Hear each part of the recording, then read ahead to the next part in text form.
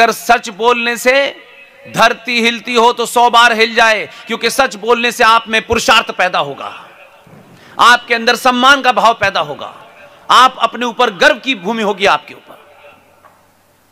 याद कीजिए जनवरी 1948 कलकत्ता का मैदान, सरदार पटेल की 4 लाइनें कोई मुझे बता सके? क्या सरदार पटेल ने साफ साफ नहीं बोला था?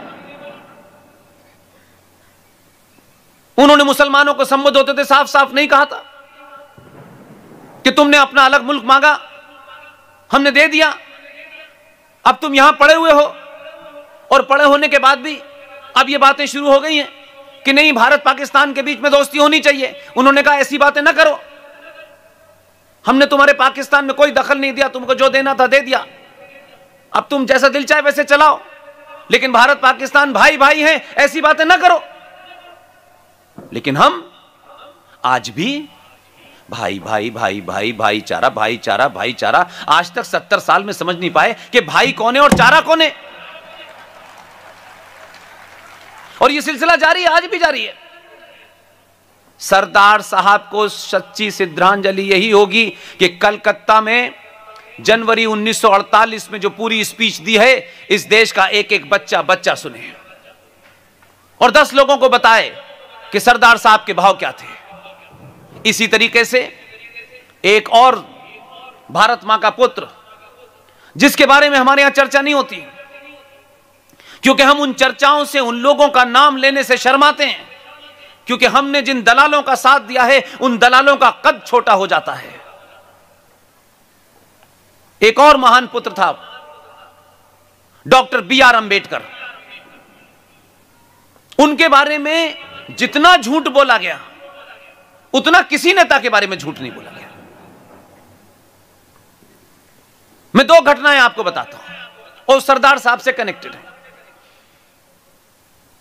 B.R. अंबेडकर ने अपनी किताब पाकिस्तान और पार्टीशन ऑफ इंडिया के पेज नंबर 132 के ऊपर साफ साफ लिखा, क्योंकि वो शर्माते नहीं थे। वो पहले आदमी हैं जो कहते थे कि इस महात्मा को मैं महात्मा नहीं मानता, है इडियट मैन है ये। कभी उन्होंने उनकी किताब में लिखा है, बीबीसी में उनका इंटरव्यू है, आप सुन लीजिए।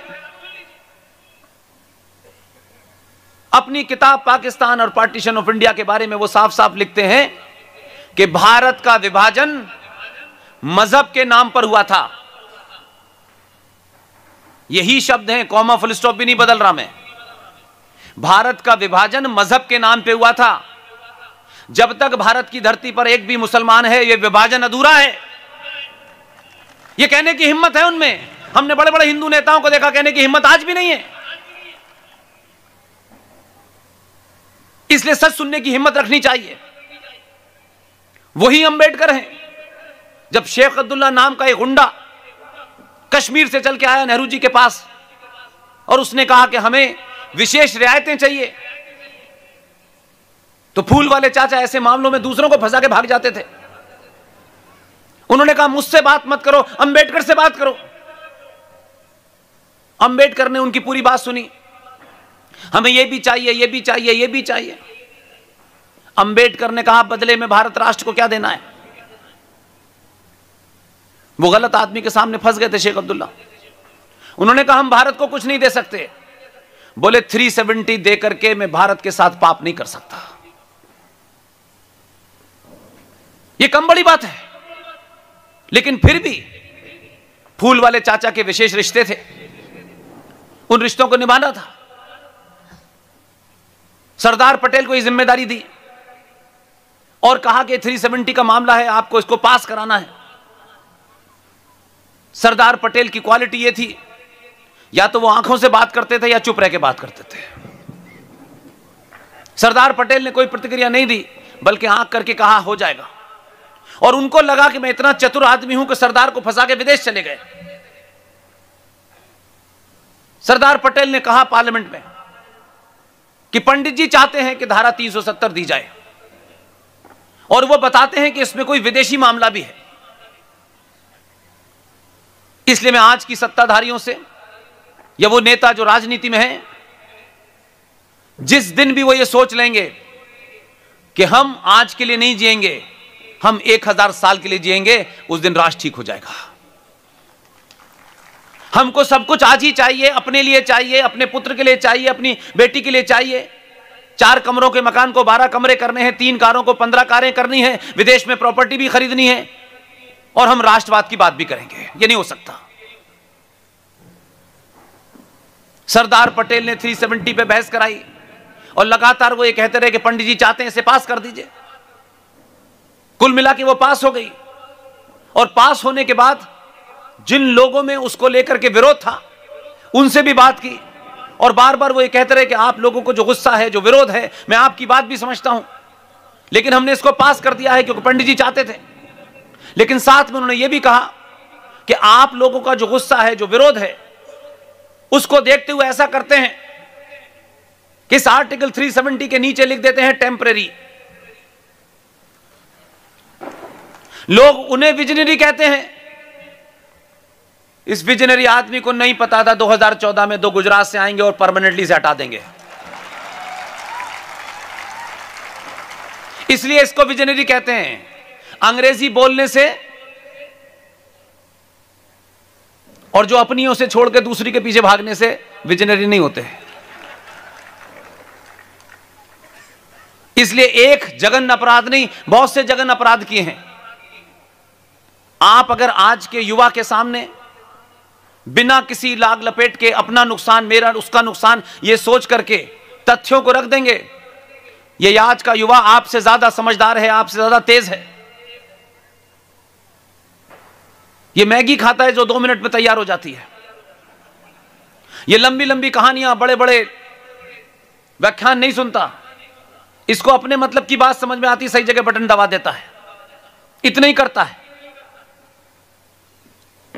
आप सोचिए कि ये सब तो हो गया, उसके बाद क्या हुआ? नेहरू जी ने एक दूसरा एजेंडा पकड़ा दिया और सरदार पटेल से कहा कि ये जो भीख में मिली हुई, ट्रांसफर ऑफ पावर में मिली हुई हमें आजादी दी है, जिसकी 15 अगस्त 1947 की डेट किसी आर्काइव में नहीं मिलती, ये कहां लिखी थी ये किसी को पता नहीं है। जो अंग्रेजों का ओरिजिनल प्लान था वो जून 1948 का था, किन कारणों से यह हुआ किसी को पता नहीं है। और उनको लगा कि भाई अनाउंस कर दो, और कहा, और बार बार ये हमसे कहा जाता है, आज भी कहा जाता है, इसलिए शब्द का बड़ा महत्व होता है। आजादी हमें मिली, अभी तक तो हम यही सुनते थे, आजादी मिली, आजादी मिली। लेकिन कैसे कैसे नेताओं की ब्रांडिंग होती है, और वो समाज जो मर्यादा पुरुषोत्तम राम के किसी आचरण पे सवाल उठाता है, माता सीता के किसी आचरण पे सवाल उठा लेता है, वो समाज ये नहीं पूछता कि नेता कोई मर्यादा पुरुषोत्तम राम से पढ़े हैं क्या, इन पे सवाल नहीं उठ सकता, इनसे सवाल नहीं पूछा जा सकता।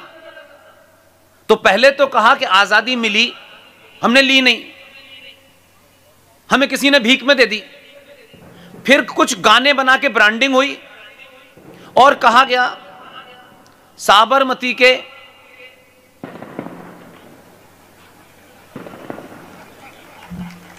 बिना खड़क बिना ताल। अब इससे बड़ा झूठ हो सकता है कोई? आजाद हिंद फौज के 60,000 सिपाही थे, 26,000 मारे गए,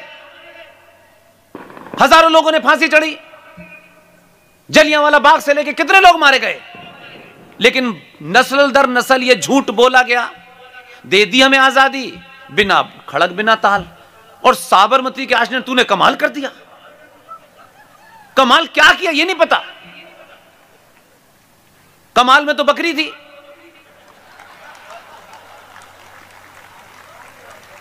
एक भजन जो मेरी आस्थाओं के साथ जुड़ा हुआ था,